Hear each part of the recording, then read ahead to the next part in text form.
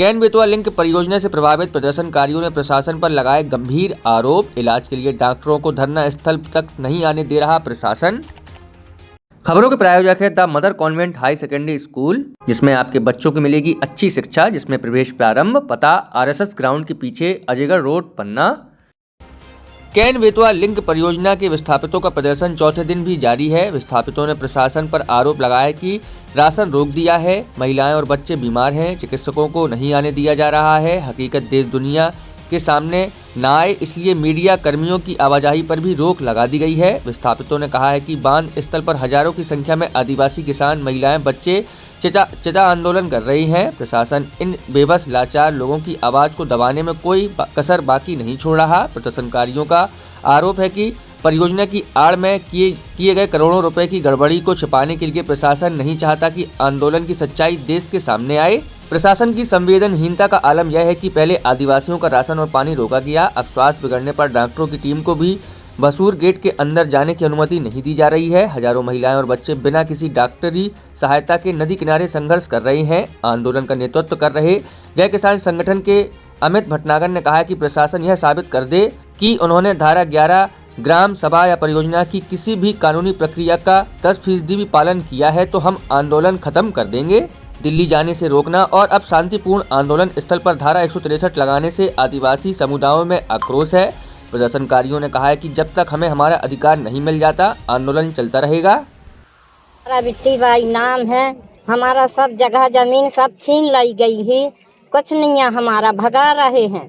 हम अब यही मांग कर रहे हैं शासन से, हमारी ये पुरखों की जगह जमीन है, ये पेड़ पौधे हैं, इसमें हमारा विकास चल रहा है, हमारा सब छीन लिया है। बोले हटो हटो, तुम्हारा कुछ नहीं है। क्यों हमारे पुरखों ने ये हमारा सब करा है, अब हम कहाँ जाएं? चिता में मर रहे हैं हम। हमारी मांगे पूरी करें, हमारे घर मकान बना के दें, जगह जमीन, हम यही चाहते हैं। जो हमारी मांग है तो हमारी पूरी करें, ना हम किसी की नौकरी चाहते हैं, ना कोई को बात करते, हमारी मांगे पूरी करें।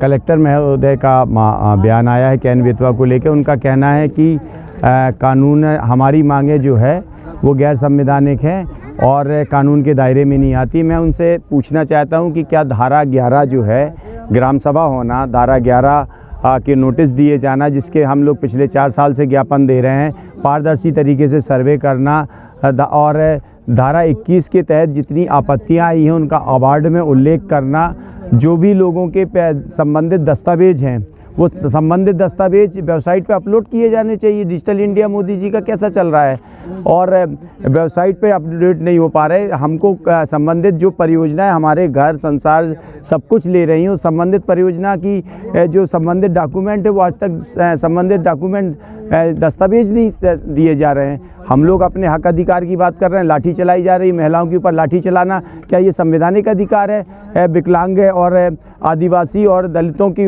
को माँ बहन की गाली टीआई और उनके घर जाके मार रहा है, क्या ये कानून के दायरे में आता है? ये संवैधानिक? हम लोगों के पानी रोक दिया गया, डॉक्टर और दवाई हम लोगों को नहीं दी जा रही है, लोगों को रोका जा रहा है, घर घर जाके डराया जा रहा है। आंदोलन यहाँ पर जमकर, कलेक्टर साहब जी, हम आपको बताना चाहते हैं, या मैं आपसे कहता हूँ कि आप सार्वजनिक रूप से आइए मीडिया के सामने, और यदि ग्राम सभा हुई है तो आप अपने दस्तावेज रखिए, नहीं हुई है, फर्जी ग्राम सभा हुई है, मैं अपने दस्तावेज सहित ये प्रमाणित कर दूंगा कि आपकी ये जो दस्तावेज है फर्जी हैं, और यदि एक प्रक्रिया का पालन किया गया होगा तो मैं इस पूरी परियोजना से, इस पूरे आंदोलन से हट जाऊंगा। और यदि ये प्रक्रिया फर्जी है, गलत है, असंवैधानिक है, तो इस प्रक्रिया को कानूनी तरीके से अवैध घोषित करते हुए शुरू से कीजिए, वैधानिक तरीके से प्रक्रिया को आगे बढ़ाइए, और डंडे से, दमन से, झूठ से, आतंक से आपकी परियोजना में जम के भ्रष्टाचार हुआ है। इस भ्रष्टाचार को छुपाने के लिए प्रशासन इन गरीब किसानों के साथ, आदिवासियों के साथ, महिलाओं के ऊपर अत्याचार कर रहा है। ये अब परियोजना प्रभावित नहीं रह गए, परियोजना प्रताड़ित रह गए हैं। हमारे आंदोलन का आप जितना भी दमन कर लो, हमारा आंदोलन रुकेगा नहीं। जब तक हमको न्याय अधिकार नहीं मिलेगा तब तक हम नहीं रुकेंगे।